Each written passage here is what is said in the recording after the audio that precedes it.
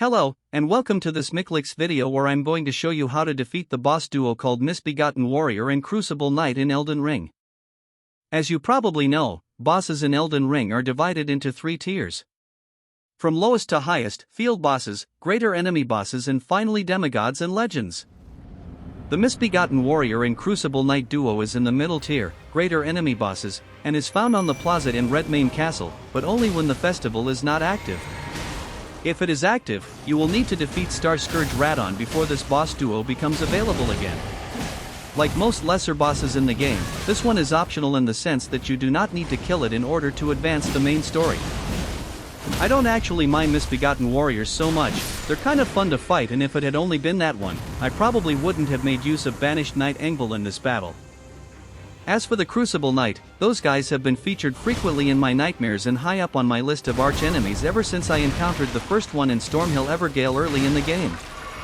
I still can't say exactly what it is, they just have a certain timing and relentlessness to their attacks that makes it very difficult for me to avoid. And they hit really hard. Enter Engvall, my currently favorite damage-soaking sponge. The fight starts with only the Misbegotten Warrior, but once that one gets to half health, the Crucible Knight will join the fun. Between Engvall and myself, we managed to finish off the Misbegotten Warrior before the Crucible Knight reached us, so we didn't have to handle 2 enemies at the same time. Engvall pretty much reduced the Crucible Knight to a simple tank and spank fight.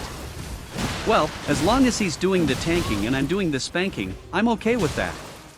Crucible Knights are encountered several places in the game where Spirit Ashes are not allowed, so I know for a fact that I can beat them on my own. But when Engvall is available to make it a breeze, it would be silly not to make use of his services and spare my own tender flesh a beating. I play as a mostly Dexterity build. My melee weapon is the Guardian's Swordspear with keen affinity and Sacred Blade Ash of War. My ranged weapons are Longbow and Shortbow. I was rune level 81 when this video was recorded.